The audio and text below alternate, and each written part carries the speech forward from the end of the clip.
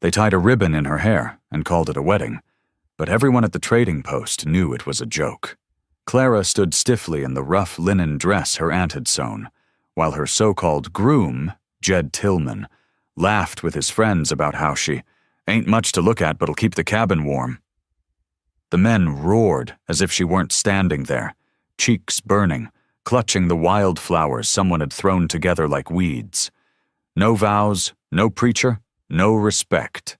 Just a cruel performance to pass the time before the saloon reopened. When the wagon started moving again, Jed didn't help her up. Instead, he slapped the back of the wagon and said, "You can walk if you want to come, missus." She looked once toward her aunt, who turned her face away, and then she stepped off the dust path and into the brush. Nobody noticed. Nobody cared. She walked until the laughter behind her disappeared into the groaning creak of wagon wheels and the wind through mesquite. Her shoes tore on rocks and cactus roots, her throat dry from holding back tears. She kept walking because stopping meant admitting they'd broken her. And Clara had been broken once before, when her mother died and her father sold the farm for whiskey. But not this time. She walked until the sun tilted low, casting amber across the hills, and her legs gave out near a shallow bend in the creek. That's when she heard the horse. Slow hooves, no wagon, no shouting, just one rider. She curled into herself, heart pounding. If they'd sent someone to drag her back and finish the joke, she'd fight. But the man who dismounted wasn't from the wagon party. He wore a worn deerskin coat with beads along the shoulders, and he moved like silence had taught him everything. His face was sharp, weathered, scarred down one cheek like lightning had marked him once. He didn't speak, didn't draw a weapon, just stepped forward, knelt, and poured water from a pouch into his hand, then held it out. His eyes didn't look at her like a joke. They looked at her like she was real. "Drink," he said softly. Clara stared, and for the first time that day someone waited for her. Clara didn't trust easily, not after what she'd seen men do with silence and grins, but something in the Apache's quiet stillness disarmed her more than words could. She drank from his hand slowly, never breaking eye contact, trying to understand what he wanted. But when she tried to speak, he just stood and offered his blanket. She hesitated, then took it, feeling the unexpected weight of warmth, not just in wool, but in intention. "You're not from their kind," she whispered. He didn't answer. Instead, he walked to his horse, untied a small pouch, and tossed her a piece of dry flatbread. Then he crouched by the creek, tending to a tiny fire that sparked from a flintstone and a practiced hand. She watched, blinking through the layers of her exhaustion, wondering what sort of man would help a woman who clearly had nothing, no ring, no name worth speaking, and certainly no dowry. When the bread was gone, and her legs could stand again, he offered his hand, not to pull her anywhere, just to say she wasn't alone. "Name?" he asked finally. She swallowed. "Clara? Clara Bishop." He nodded once. "I am Tohani." She said it softly back to him, like a name she'd need to remember. "Why did you stop?" she asked. "You don't know me." He didn't smile. He only said, "You looked like you'd been forgotten." They rode through dusk, sharing silence that didn't demand apology. The stars came out above them like watchful eyes, and the trees began to change, no longer dry scrubland, but tall pines and winding rock. At the edge of a canyon ridge, he stopped and pointed. Below them, nestled between the rocks and lit by small campfires, was a village. Apache. Clara gripped the saddle horn. "You're taking me there? Only if you choose. And if I don't?" He met her gaze. "Then I take you no farther. You walk where you wish. But here, no one will mock you." Her breath hitched. The last time someone had offered her a choice, she was too young to understand what it meant to say no. This time, she dismounted herself, handed back the blanket, and whispered, "Lead the way." Behind her, the broken girl who'd been laughed at in a false wedding dress began to fade. Ahead was something she didn't yet understand. But it felt a lot like being seen. They didn't treat her like a ghost. When Clara stepped into the Apache village, every head turned. But not with judgment, not with sneers or whispered jabs like the wagons behind her. The women looked first, some curious, some guarded, all with the dignity of those who'd learned caution through loss. Children peeked from behind tents made of hide and timber, their laughter subdued but not absent. And the men, warriors with scarred arms and quiet posture, watched her not as a threat, but as a puzzle. Tohani said nothing as he led her to a small circle near his fire pit. He gestured for her to sit. She did. Then he walked away, speaking briefly to an elder who wore turquoise strands braided into her hair. The woman nodded once and approached. "You are not one of us," she said plainly, "but he brought you." Clara stiffened. "I didn't ask. He doesn't bring those who don't belong." That silenced her. The woman placed a small bowl of stew in front of her and left. No more words. No ceremony. But Clara noticed that every few moments someone looked over. Not with suspicion, but with careful acknowledgement, like she was being watched not for failing, but for surviving. When Tohani returned, he didn't sit beside her. He stood across the fire and said, "They know you were hurt.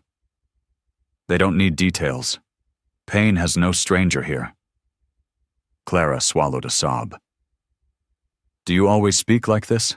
she asked. "Like you already know everything I haven't said?" He tilted his head. "Number. But I listen." That night, a girl no older than 10 brought her a wool wrap and a polished stone with carved markings, symbols Clara didn't understand. "It means strength," the girl said, then ran off before she could thank her. Clara lay under a sky full of stars, the firelight dancing across her worn boots, and realized something strange. No one had asked her to explain. No one had blamed her for the man who laughed her down the road. They simply let her be. And in that quiet, she found something unfamiliar. Not peace. Not yet. But dignity. And that, for Clara, was the beginning of something that felt almost like a future.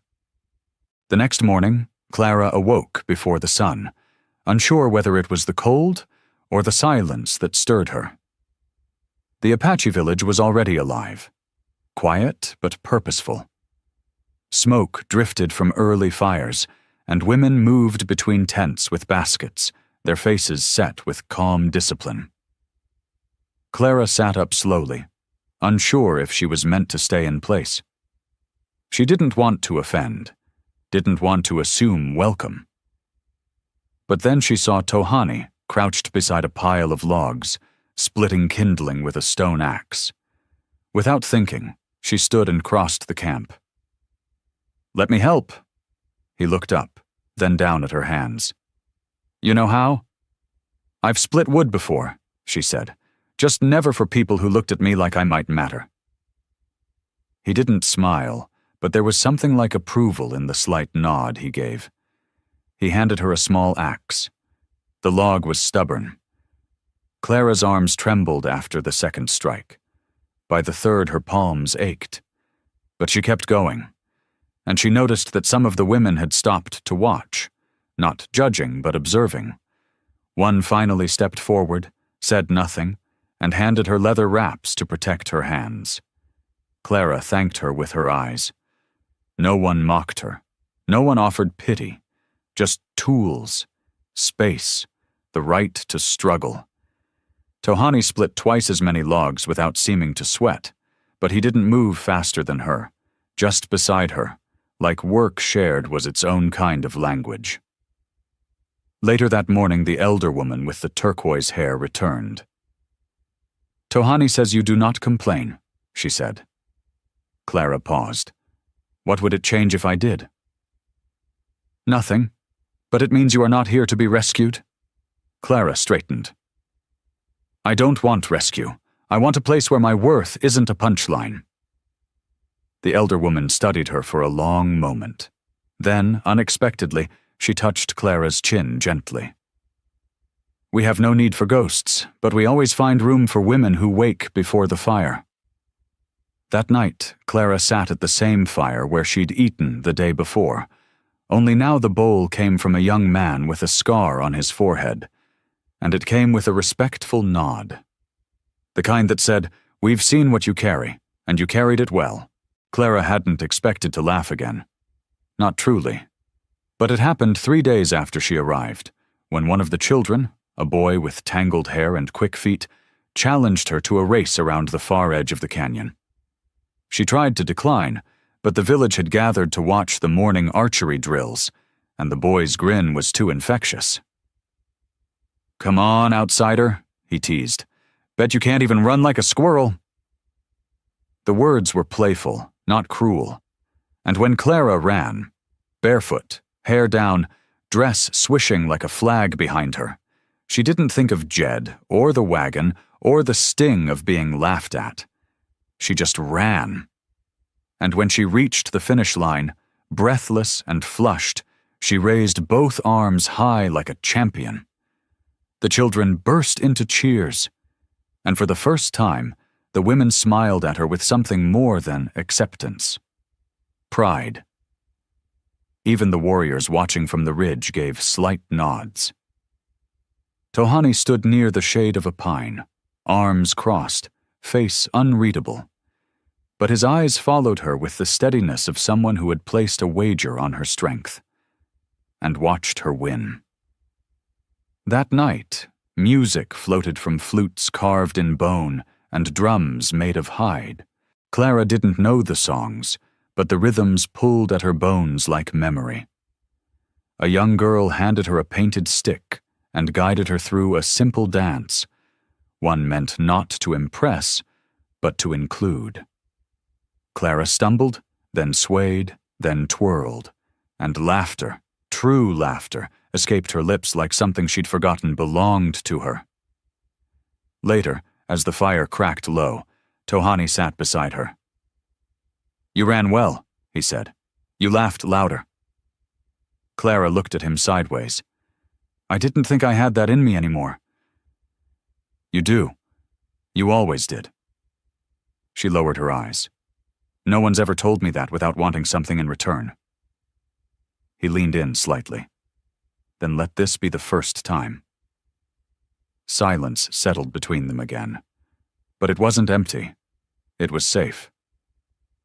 That night, as Clara lay beneath a wool blanket with the carved stone still tucked beneath her palm, she whispered to herself, "They don't just tolerate me.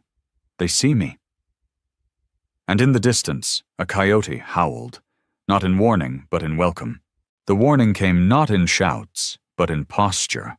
Warriors stood straighter, mothers held their children closer, and Tohani's eyes narrowed as he stepped away from the fire and stared toward the ridge.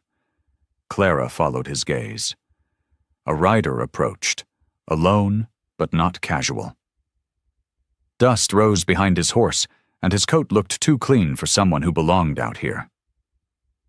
"Trouble?" Clara asked. Tohani didn't answer. He stepped forward, placing himself between her and the oncoming figure. When the man reached the clearing near the village, he didn't dismount. His eyes scanned the camp with the coldness of someone used to owning whatever he saw. "I'm looking for a runaway," he said loudly. "A girl named Clara Bishop. Tall, red hair, walked off from a wagon group near Dead Mule Creek." The silence was thick. No one moved. Clara's heart hammered. She stepped from behind Tohani. "I'm not a runaway," she said. "I walked away from a joke dressed up like a life." The man looked her over. "Your groom wants you back. Says you embarrassed him in front of a dozen men. Wants to make it right." Tohani stepped forward. She does not belong to him." "She sure doesn't belong here," the rider sneered. "This is Apache land." "And she is under our fire now," Tohani replied calmly. The rider spat into the dirt. "You think hiding behind these savages makes you a woman worth protecting?" The camp stiffened. A boy near the fire reached slowly for a carved spear, but Tohani raised a hand. No violence yet. "Ride back," he said to the man. "Tell him she chose not to be laughed at, and we chose not to let her be mocked again." The rider glared. "You'll regret this?" Tohani didn't blink. Only cowards regret protecting the brave. For a moment, it seemed the rider might pull his gun, but something in the faces around him, calm, alert, ready, made him reconsider. He turned his horse without a word and rode off into the dust. Clara stood frozen. She expected Tohani to say something clever. He didn't. He just turned to her, voice low. "They'll talk now. The tribe. You'll need to decide if you want to stay despite it." Clara nodded slowly. "They'll talk either way.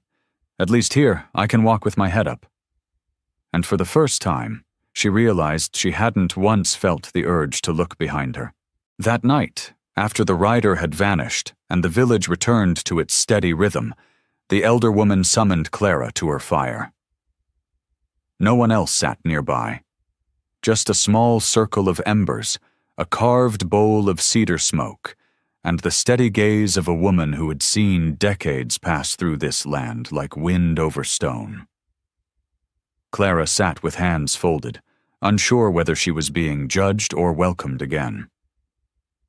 "Tohani speaks for you," the elder said, "but he cannot answer the question you must ask yourself." Clara swallowed. "What question?" The elder stirred the smoke with a feather. "Are you here to heal or to hide?" Clara blinked. She hadn't thought of it that way. She'd walked away from humiliation, from men who saw her as entertainment. But had she truly walked toward something better, or just farther from pain?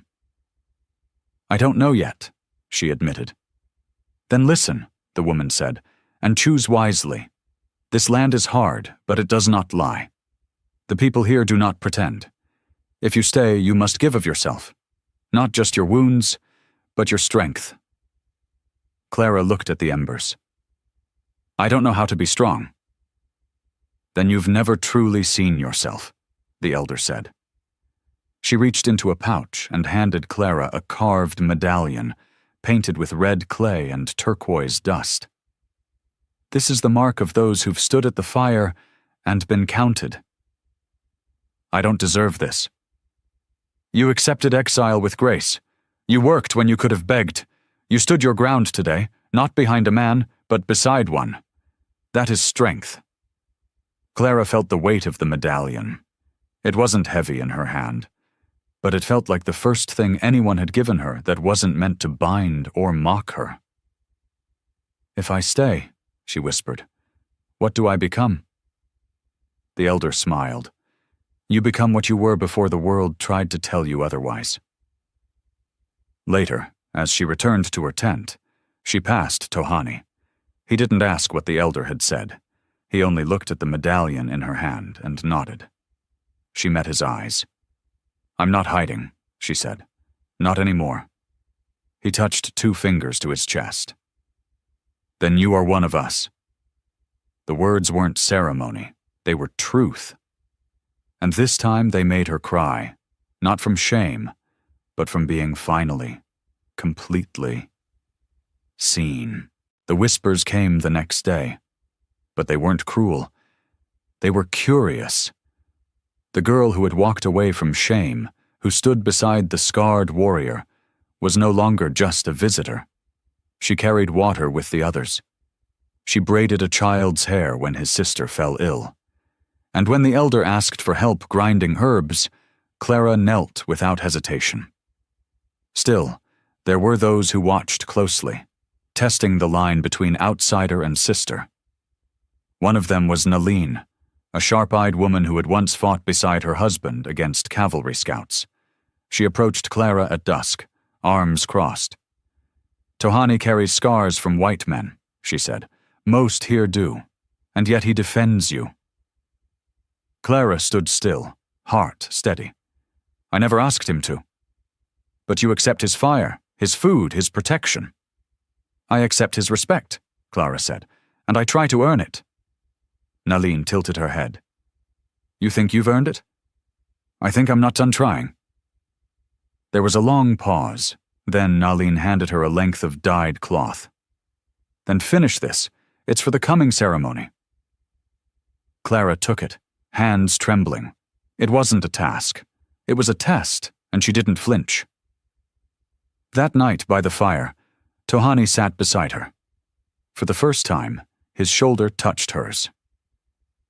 "Nalin gave you the cloth?" he asked. Clara nodded. "I think I passed something." "You passed everything the day you didn't beg to leave." She looked into the flames. "I didn't know where else to go." "Now you do," he said. "Now, you stay because you want to." Clara didn't speak for a moment. Then she reached into her pocket and held out the medallion. "I want to earn this every day, not just be given it." Tohani looked at her, not with affection, but with something deeper. Recognition. "Then come to the fire tomorrow. Stand where the tribe will see you. Let them decide with their eyes." Clara's voice didn't shake. "I will." That night, she didn't sleep. Not from fear, but from something like hope trying to push through her chest. She wasn't the girl mocked in a false wedding. She was a woman who had bled on her own terms, healed with her own hands, and would now stand to be seen. Not as a guest, but as one of them. They gathered as the last light slipped below the canyon, every face lit by fire, every drumbeat a heartbeat echoing through the village. Clara stood near the center, her hands wrapped in the dyed cloth she had finished, her feet bare on the earth, spine straight. No one called her forward because she had already come. The elder stepped beside her, eyes calm. "You do not ask for belonging," she said loud enough for all to hear. "You act like one who belongs." Then she turned to the tribe. "Shall we honor her?" There were no cheers, no dramatic proclamations, just silence. Then one by one, they stood. Nalin placed a painted bead around Clara's wrist. A boy she'd raced handed her a feather he'd kept from his first hunt. A warrior with a limp nodded once and tapped his chest. And finally, Tohani stepped forward. In his hands was a shawl, a simple piece of wool, hand-woven, with two symbols stitched into the edge. One for fire, the other for courage. He placed it over her shoulders. "This," he said, "is not a gift. It's a reflection." She met his eyes. "Of what?" "Of who you became when you thought no one was watching." The fire cracked. A child let out a laugh, and Clara smiled, not shyly, not with hesitation, but with peace. She had been made a joke in the eyes of men who never cared to know her name, but here, in this circle, her name had become something worth speaking. "Clara of the Fire," the elder said. "This is your name now." Tohani didn't touch her. He didn't need to. His presence beside her was enough to make the rest of the world fade.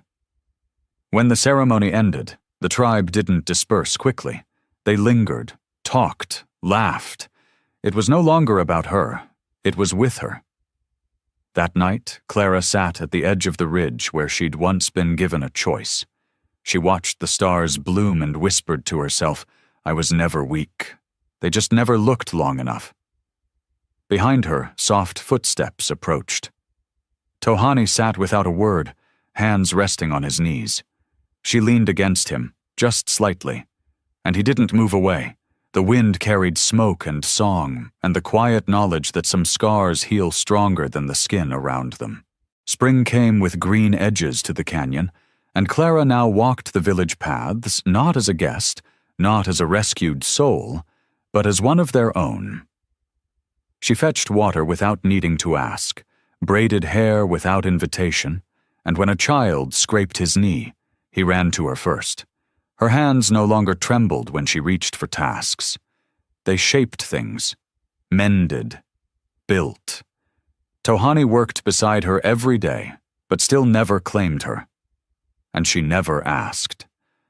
What lived between them was not owned. It was earned, moment by moment, word by word. Then came the news. A nearby settlement had mocked the Apache again, defaced burial stones, thrown rotten food during a supply exchange. Rage brewed in the younger warriors, and the tribe prepared to speak. Not with war, but with presence. They would ride to the trading post, not to fight, but to stand, and they asked Clara to ride with them. "Why me?" she asked. The elder answered, "Because once they laughed at you. Now they'll see what rose from their cruelty." Clara rode in the center of the line, wearing the shawl Tohani had placed on her shoulders that night. When they reached the dusty town, eyes widened. Settlers stepped back, unsure what to expect. And there, on the steps of the saloon, where Jed Tillman had once laughed her into shame, Clara dismounted and stood tall. He came out drunk, blinking against the light. "You?" he slurred. "You think you're someone now?" Clara didn't answer. She didn't need to, because Tohani stood beside her. Nalin stood behind her, and the tribe formed a circle around her, not as protectors, but as witnesses. One of the children stepped forward, held up the medallion Clara wore around her neck, and said in a clear voice, "She is honored." And in that moment, the crowd quieted. Not from fear, but from something far more powerful. Respect. No one touched a weapon. No one threw a stone. They simply watched a woman once mocked for being less than as something more. That night, the fire in the village burned brighter. Clara held Tohani's hand for the first time, not as a gesture of thanks, but of promise. "I came here broken," she whispered. "No," he said, voice low. "You came here whole. You just hadn't seen it yet." Please like, share, and subscribe for more heartfelt frontier stories on Echoes of the West. If you were standing in that circle, would you have honored her too? Tell us in the comments.